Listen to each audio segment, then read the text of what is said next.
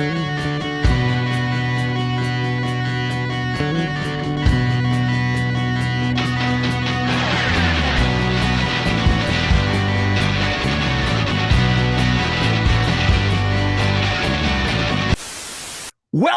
to another episode of The Breakdown. This is it, kids.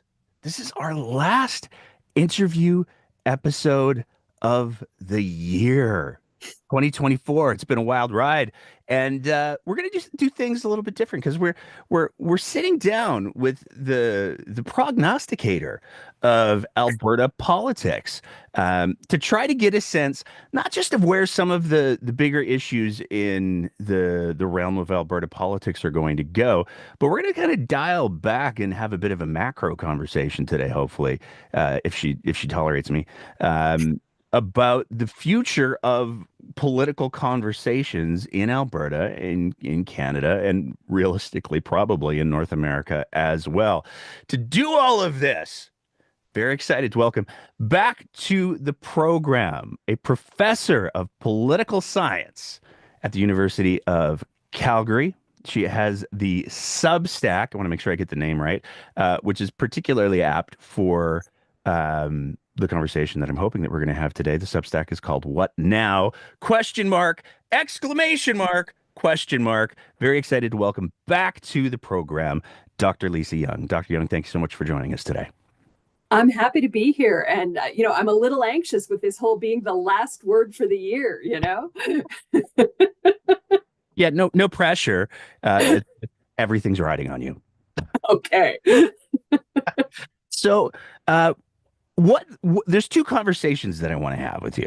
The first one is I'd like to get a sense of what are the big issues that you are looking at, that you're going to be following as we head into 2025, which will be the year of peaceful and respectful discourse, I'm sure.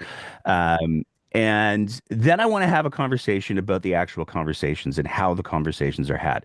So before we get into the much broader, bigger, esoteric conversation, what are the big things that you're going to be watching coming out of 25? What's you do the flow chart sometimes. What's the flow chart for Alberta and Canada going to look like for 2025, please? How wonderful is it going to be? If I was drawing a flow chart, there'd be like question marks, maybe explosions, those sorts of things. I'm feeling a little daunted about the whole prognostication thing because the world is the world's a mess, and it really strikes me when you ask the question, what's coming up in Alberta politics? A lot of my answers don't actually have to do with Alberta. For the last several years, Alberta has really been this sort of political system unto itself that has been interesting. We've got our internal dynamics. It's been, a little bit of a soap opera to follow along with.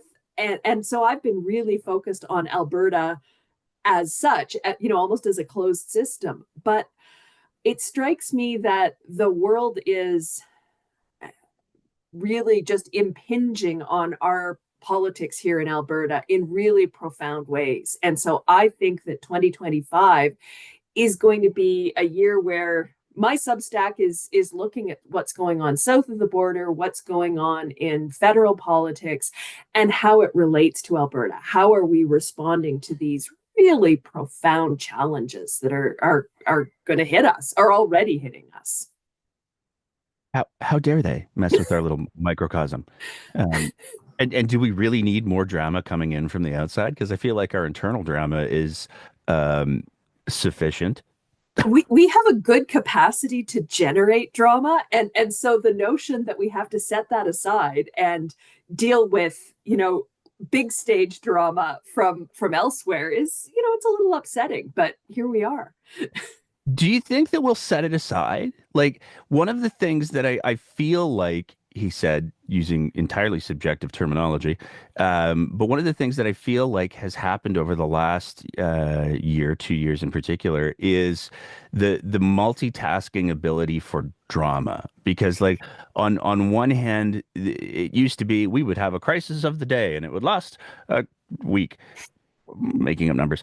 And then we would move on to another crisis, perhaps, or maybe we would all go out for takeout. But it wasn't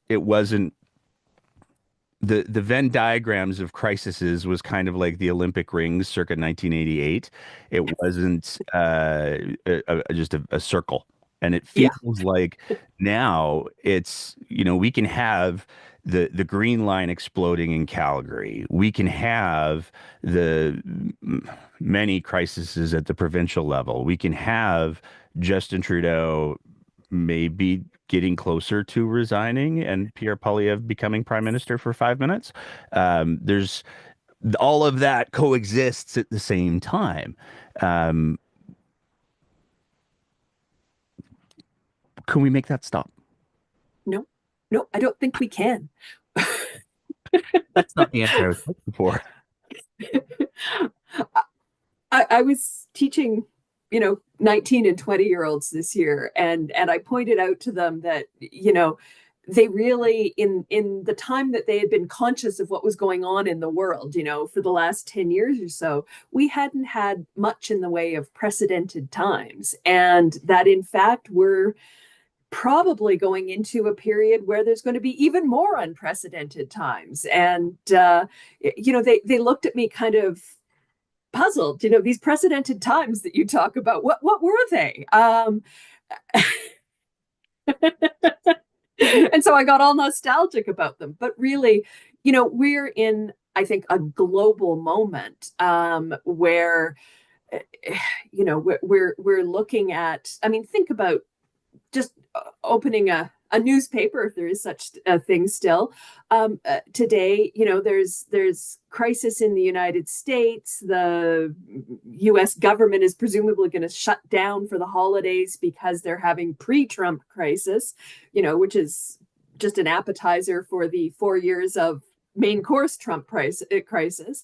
That we've got governments falling in France and in Germany, and teetering in Ottawa. So, this is just going to keep going. And I mean, we're really seeing, I think, a moment of a global shift to the right, the rise of the far right, of oligarchs in Western nations. Like, these are big forces that are playing out in real time. And that doesn't just stop. Well, and this is, I'm going to use this as kind of a bridge to get into the broader themes. But like one of the things that I've been thinking a lot about over the last little while is going back to COVID, which I know nobody's tired of talking about. But going back to COVID, one of the things that struck me as we were heading into that period was there's no points in history where that I'm aware of. You're the expert, so please tell me that I'm wrong. But there's no points in history where significant political upheaval in the area that it can reach has not been preceded by something like COVID. It's a natural cataclysm that destabilizes things and wears out people's better natures. And in the area that it can reach, um, that destabilization and exhaustion translates into we would like a big, strong person to take control of all of the things so nothing bad ever happens again. Um, and I feel like that's happening in real time now. And what scares me before I get to the am I wrong is if we were to take a look at those periods in time in like go back 100 years, 150 years, there was no internet, I'm told. And so the reach of these crises, the reach of the frustration, just by nature of the fact that those communication networks didn't exist, was less, and things still got really, really bad. The reach of these things is now global. And so I think, as you highlighted with the German government following and other governments following, Ottawa soon to follow, um, we're going to see global pieces of this. Am I wrong? No, absolutely. And I think the internet absolutely is a factor that makes this, it makes things move faster. It's allowed for the rise of really kind of a global movement, right? That we're seeing, getting hold of power in various places in the world. So the interconnections are greater than they've ever been. I think the other piece of this is that, when we went into COVID, there was another slow moving crisis under the surface, and it's climate change. And so these pieces are all interrelated in ways that, it's really hard for us to grasp. But, part of what's um, contributed to the rise of the far right in Europe and arguably to some extent in the United States has been global migration, and that is not entirely a product of climate change, but it's at least partially a product of climate change. And that's a pressure that is not going to go away. And so, all of these things come together into a moment of crisis that in some ways looks very familiar. We think back to the 1930s. There's real similarities here, but it's also profoundly different because of these factors, globalization, the internet, this sort of existential threat to the planet. We had a conversation with Dr. Dwayne Bratt, and he said something that I found like profoundly chilling. In a way that like I've said for a few years now, Canada, the United States, North America, we are not prepared for when all of the places that have like this much difference between sea level and all of our crops, when the water levels start to rise there, we are not prepared for the influx of migration that's going to happen. And Dr. Bratt, he made it scarier for me because he brought up the reality that if Donald Trump goes ahead with his deportation plans, there's only two borders for which to push people through. And when he's talking about forcing out, I think it's 5 million people, um, that's there, he's built a wall partially down south, so I don't know how many he's going to be able to push through there. And as everybody spent the last couple of weeks highlighting, there's this really open border north of the United States. So it's not inconceivable to say that if he goes ahead with those plans, the population of Canada could suddenly and drastically increase by 2.5 million people at least, um, who are all refugees of Donald Trump, which is such a dystopian and wild statement to make. Um, I hadn't thought of that. I liked having not thought of that. Yeah. And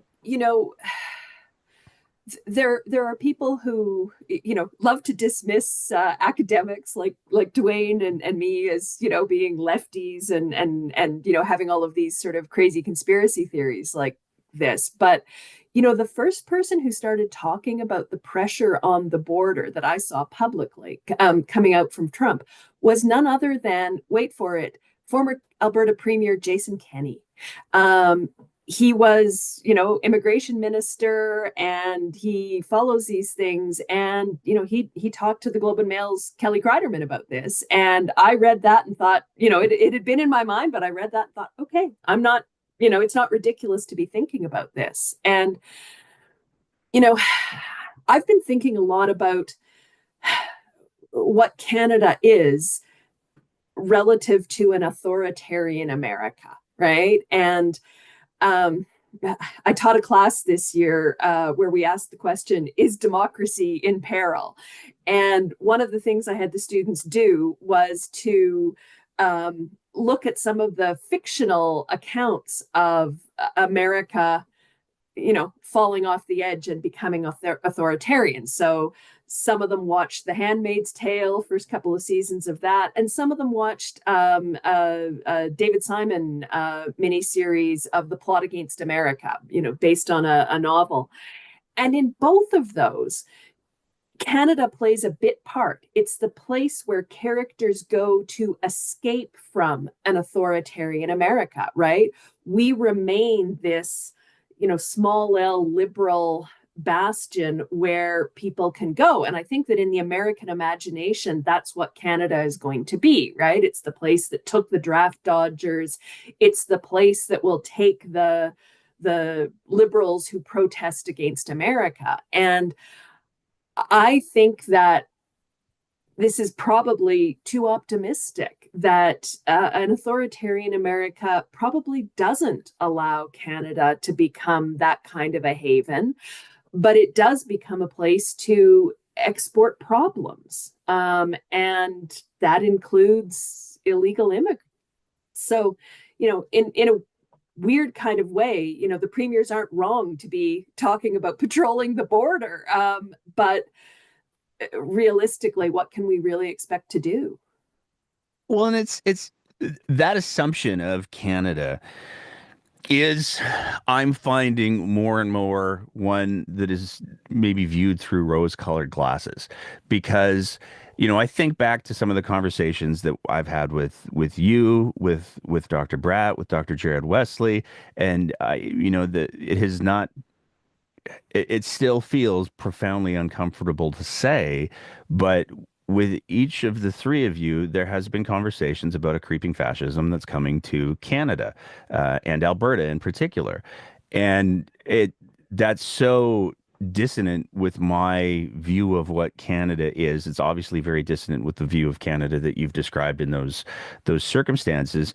But like, I find myself going, um, perhaps Canada isn't going to be quite as much of the good guy as people would like to think. Am am I am I wrong? Uh, my sense is that we probably won't be that good guy, right? This notion that we have of ourselves as small L liberal, I think, is being contested right now in all sorts of ways. And I think the shift that we've seen in the conversation about immigration in Canada over the past year is really sort of emblematic of that, right? That all of a sudden we are anxious about immigration in a way that we've never been willing to say out loud. And so I think this does test our small L liberalism around this. And, something I said a few minutes ago, that this is a global movement, right? Trump isn't just an American movement. He is part of a global movement, and it's got all sorts of differences and contradictions and so on. But we're certainly seeing it play out in Canadian politics. But all of that having been said, even if we did want to, assert ourselves as that small L liberal place, that assumes a degree of autonomy relative to the United States that I'm not sure we can assume we have. We will be allowed to remain liberal if it is convenient to an authoritarian United States. Will it be? Who knows, right? I mean, this is a this is a future I cannot flowchart. Um, you talk about the movement. I'm curious, given the direction that the United States appears to be going, and it's not I'm not sure that the Rubicon has entirely been crossed as of yet. I think there's definitely some toes that are getting wet, but eh, um, is there, looking at that, looking at history, are there any examples that you can think of where there has been that creeping fascism, where we're talking about the United States, whether we're talking about provinces, whether we're talking about other countries? Have there been any examples where that rhetoric, it seems like here's the question that I want to ask.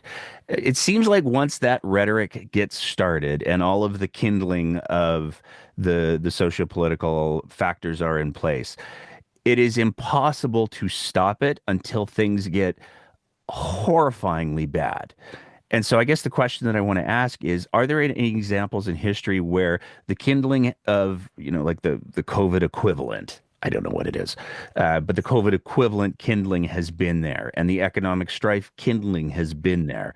And somebody comes along and says, I will solve all of your problems. Just let me deal with these people over here. And it's been stopped.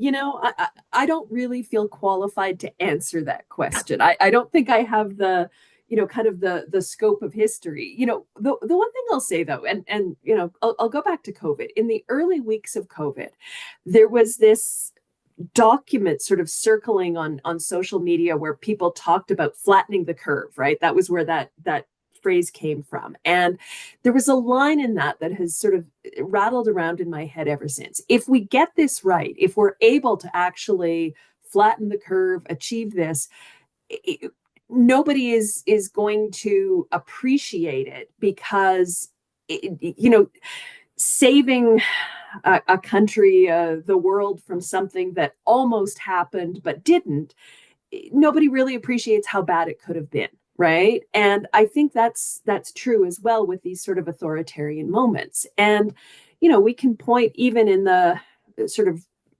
more recent era to what some political scientists call authoritarian U-turns, right? And so, there have been cases now. I don't follow the politics of Eastern Europe closely enough to get this right, but Poland, for example, seemed to be heading in this direction and had a U-turn. The United States was awfully close. I mean, we talk about Trump's win as a landslide, but it was like by that much. It was pretty close to a U-turn, right? I mean, these things aren't necessarily inevitable, and it it's really tempting to see an inevitability here, because there are these broad forces, but there are also all kinds of institutional levers that could still be used to push this back. Even the chaos that we're seeing in Washington right now around the budget and the government shutdown, that's people pushing back against Trump and Musk, right? So there are various things that are built into these systems that might still keep us from going, over that cliff, or the going fully into the river, to extend your metaphor, right? But so I don't know that this is inevitable, but sure looking more likely than it was a year ago. And this gets to I mean, I love that nobody will know how bad things could have been because they didn't get that bad. I think that's probably why history is important, because we can look at historical examples of, oh no, this is what it can look like. But this is where I'm going to bridge to the second part of the conversation with the 20 minutes that I have left with you. Um, is there a failure? Like, we talk about these forces and we talk about the mechanisms that the authoritarian folks use. And I find myself wondering a couple of different things. I'm going to start with this one. Has the non-authoritarians, that's how we'll frame the conversation. We have the authoritarians, we have the non-authoritarians. That's how I'm going to do this conversation. Have the non-authoritarians done a bad job of defining the conflict, of appropriately setting the stakes? Because we have, on the more authoritarian side, it seems like we have politicians, media outlet owners, social media space owners. They have no problems using rhetoric like, if Justin Trudeau is allowed to address climate change, then they will all force you to eat puppies. And also, they're going to take away your snowmobiles. You don't want that. That's tyranny. We must fight it. We must fight the tyranny. And that language and that rhetoric is being used to advance a different kind of tyranny. Um, the non-authoritarians seem to go, oh, won't be that bad. And that's their entire rebuttal. So I'm curious, Yeah, is there a failure of defining the stakes in this conflict? yeah. I think that you know, the progressives, the non-authoritarians, are facing a moment where it's very clear that it's time to regroup, figure out how to articulate your claims, what's essential and what's not essential. Like, you know, I don't think that it was just the American Democrats who, you know, after the American election, sort of went quiet to think about, okay, how do we engage in this conversation? How do we manage to convince people that, you know, this alternative that they're turning to is not, in fact, the answer to these problems? And you know, I think there are the beginnings of some productive conversations in that community, and in some ways, I think it's not a problem to go quiet for a little while, to turn inward and figure out what's essential, right? What parts of the, you know, how we speak about things, the claims we make, the way that we understand how regular folks are experiencing this. You know, that's a really challenging thing to do, and I think that, you know, people are going to have to really look inward to the, you know, how do we make these claims, right? And how do we truly create an inclusive movement, right? I think some of the efforts to be inclusive have ended up alienating some of the people who are going to be harmed the most badly by some of what we're talking about, right? And so I don't know the answers for how to do this, but I do think that, you know, open conversations about how to do this, and putting everything on the table, you know, is the language that we've used, you know, have we tried to be inclusive, and have we ended up turning other people away through that, right? And it's a real challenge to figure out how to move forward through this. Do you think, I'm going to be a little direct. Um, do you think that the non-authoritarians need to recognize that maybe it's time to dust off the brass knuckles? Because like one of the things that I go to is, you know, in World War One, there were it was a complex conflict, and I'm not going to oversimplify it, but you know, one of the things that Canadians got real famous for real fast was you don't want to fight them. You don't want to fight the Canadians because they will destroy you. Um, and there was that knowledge of if you choose to get into a fight here, the stops are out. Like I have a great grandfather who fought in that war, and the stories that have been passed down through the family that have been verified are like unforgiving is the word that I'll choose to use. Um, and I find myself looking at the tactics, the strategies of the, again, I'll use the term the authoritarians, and they will engage in unsavory behaviors. And, you know, I go back to, you know, I've referenced Jon Stewart many times on the show because I think that he's having one of the most important conversations that, oh my God, everybody should be paying attention to because he's dissecting the Democrats' loss in the United States through the lens of the Democrats have tried to adhere for the most part, to the notion of we have these rules, we have these norms, we have these traditions. And those are great if everybody accepts them. But when the other side is gone, that's cute. You do you, I guess. Meanwhile, we're setting up the bulldozer.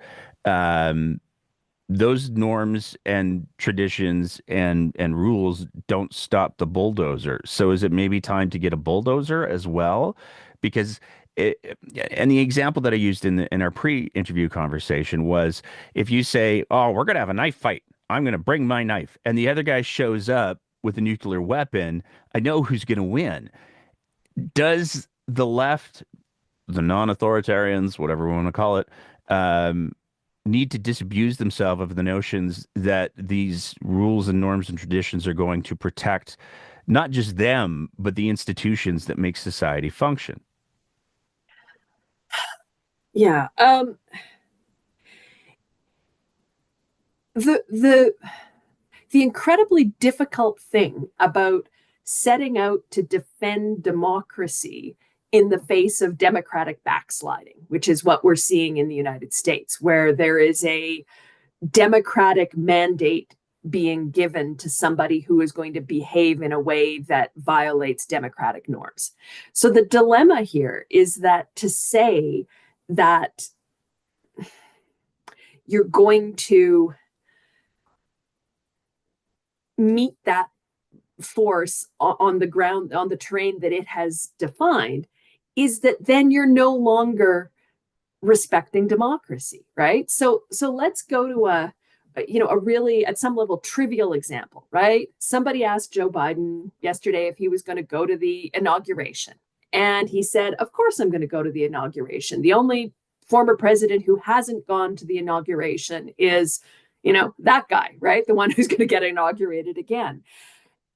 And at one level, I can imagine what Jon Stewart will have to say about it, and I will appreciate it, because it's maddening, right? To say that, here's this guy who is going to presumably wreak havoc as soon as he is back in power. And, so attending his inauguration is giving him legitimacy, right? At the same time, if you believe in democracy, then you believe in the peaceful transition of power after an election. And there is no reason to believe that this election was in any way illegitimate.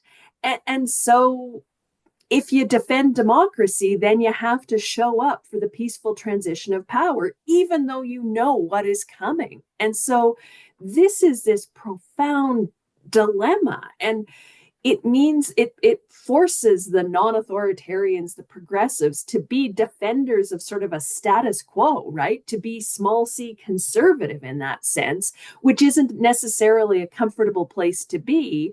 But if you start violating those norms, then you're just throwing the whole thing out. And then the question is, okay, can you win the Civil War? And my money is not on the progressive left winning that Civil War. Well, for a lot of good reasons. They I don't guess, own as enough guns, right? Like, but I guess the counterpoint that I'd like to suggest to that is, um, if democracy functioned and was able to be just exist without protections in place, if it wasn't an incredibly fragile thing. And I think democracy is at its core a very fragile thing, because I think at its core, democracy relies on the people who are engaging with it doing so in good faith. And I think what we've seen, particularly with the internet and the social media and all of those things, I'm getting my old man hat on, is the explosive growth of bad faith actors, yeah, people who are willing to not engage in democracy in good faith. And, show me a functional democracy around the world that doesn't have a military. And the reason why, and I'm not, let's be clear, I'm not advocating for any kind of violence or anything like that. I'm trying to go with principles. And I think that one of the reasons why the United States, as one of the longer standing functional democracies, has always had a military and has always had that recognition of the frailty of democracy, is because, yeah, there's people who are going to try to mess with this. And when people try to mess with this, we need to meet them with overwhelming force. And I think that it's gotten harder to navigate that because the methods of messing with the democracy have gone from we're going to drop bombs on you to Twitter. yeah. And does there need to be that same, some sort of, and I don't know what it looks like because I'm speaking in broad principles here, but does there need to be some sort of awareness of the non-authoritarians to say, yeah, no, this is a fragile thing, and there will be people who try to subvert it, and it does need to be protected. And sometimes the people that we need to send to protect it are going to get their knuckles a little bit dirty. Uh, but then, I mean, let's talk about the internet and bad faith actors on the internet, Yeah. right? Um, Entities that spew out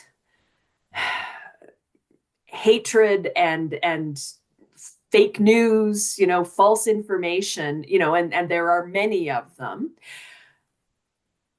calling them out. Okay, fine. I mean, lots of us are doing that all the time, right? As best we can.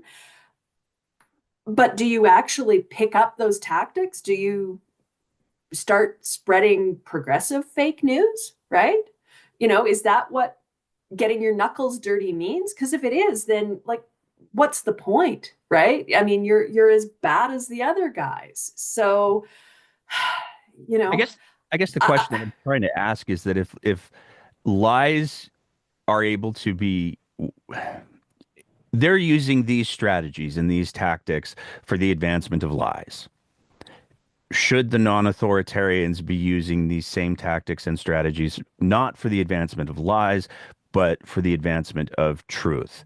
Like we see the rage farming and the manipulation of social media. I go to how and I've mentioned her many times on the show before.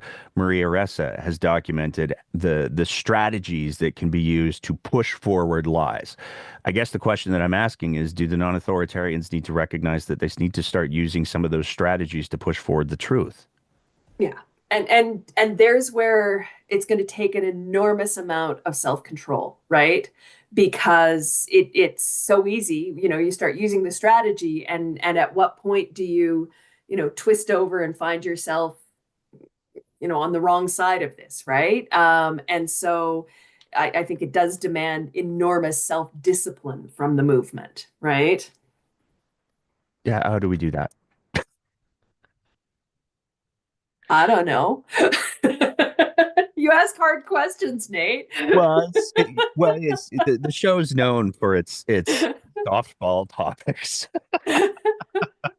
But like I am curious, do you think that such a thing is possible? Because the two options that I see available to us at this point with my incredibly flawed lens is either the non-authoritarians have to figure out how to turn this into a U-turn moment for authoritarianism. Um, and start to meet some of these bad faith actors out on the field, or we just wait until all of the bad stuff is over and then rebuild. Those are kind of the two choices that I see. And I look at how bad the bad stuff has gotten historically speaking, and I look at our capacity, how we've built up our capacity as a species to do very bad things, um, and be okay with it. Like I have for quite some time tried to keep the focus on the show on the Alberta politics because it's so easy to go down different rabbit holes. But I do think that there's an important case study to be learned from the current conflict in the Middle East in Palestine. Because to be clear, it's genocide. To be clear, there's a lot of countries that have gone like, not my problem. And that to me is a profound failing. And so I look at that if we have the capacity to have like I go on Twitter, it's still Twitter. I go on Twitter and I see images semi-regularly of children and infants and horrific injuries.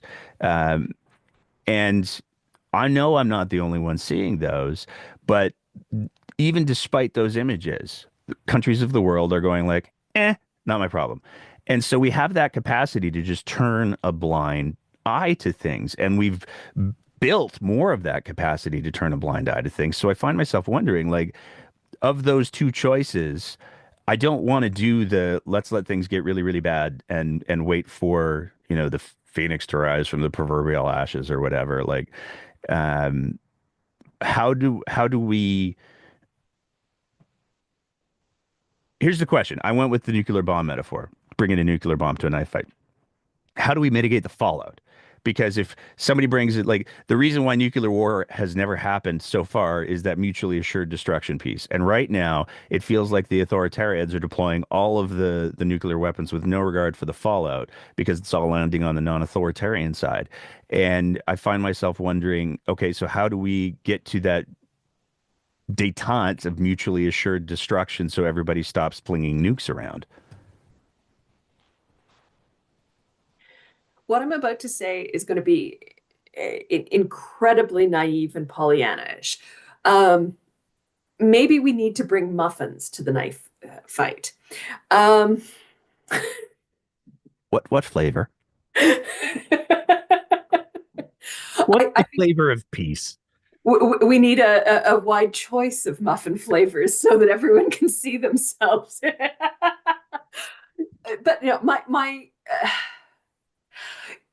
one thing that strikes me all the time, as I sit and I read all of the things going on in the world and watch all of this, and I despair, and then I go out and I live my everyday life in suburban Calgary, and the vast majority of people I interact with are lovely, well-meaning human beings, and I don't think that that is unique to suburban Calgary. I think, in fact, if we went on a road trip to a red state, we would find all kinds of lovely, well-meaning people who we might have trouble talking politics with.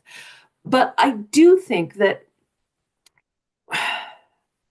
if there's going to be a U-turn, the U-turn comes with people reconnecting with their best impulses and seeing that the situation we're in is unacceptable, and not turning away from some of what they see. Now, I think it's harder to get people to look at things that are happening elsewhere, but when it starts to happen in their own communities, I hope that they're able to see this and to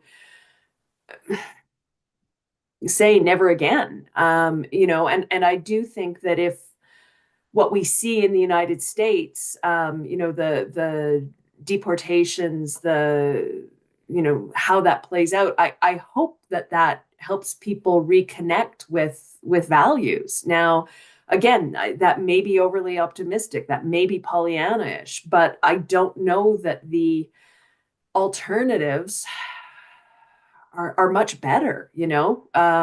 So, it was a long way of saying I don't know, but I really do still hope for the best.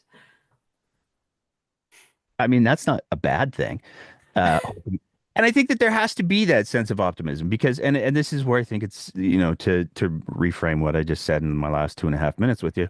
I think having the being guided by the optimism for everybody as opposed to the profit of the individual. I think that at the end of the day, it is Pollyanna-ish, it is naive-ish because it sounds so good. But I think at the end of the day, that's where all of the major positive changes in human history have come from. It is that pursuit of the greater good. Um, so I don't disagree with you on principle in any way, shape, or form. I'm just trying to navigate the tactics to get that done. Yeah, no, and that's fair. But hey, this means that we can end the year on uh, an optimistic note. Well, and here's the thing that I want to say on that, ending the year on an optimistic note. There are so many good people, and I think that your thing about the community is right. And this goes back to what I said in the conversation with uh, Chris Moen and Andrea Willman. I think that the reason why people are drawn to the darker elements is because there has been a failure of a value proposition. There has been a failure of communication to say, no, this is still good. These are the reasons why. And I think that one of the things that the non-authoritarians need to, I look up every time I say that now because it's such a deliberate rewiring. Um, but I think that the part of the failure of the non-authoritarians is they have not been able to communicate that well. And so Yeah. that's what I hope to see more of in the new year. Dr. Young, I know you have a hard stop coming up in about 50 seconds, so I want to thank you so much for taking the time to chat. Is there anything else that you'd like to use those last 50 seconds to say? Go bake muffins. I love it. Uh, Thank you so much for being our last interview guest of the year. For anybody who is interested in some prognostication, which I think is going to be more and more important, the Substack is Lisa Young, What Now, an Alberta politics newsletter. Don't forget the question marks and the exclamation marks and everything like that. Dr. Young, thank you so much for taking the time to chat today. Always a pleasure. And that's it for another episode of The Breakdown. As always, if you appreciate the kind of content that we're trying to produce here, we would love nothing more than if you thought about signing up to be one of our Patreon sponsors at www.patreon.com/thebreakdownab, where for just the price of a fancy cup of coffee a month, you can help us continue to produce this kind of content.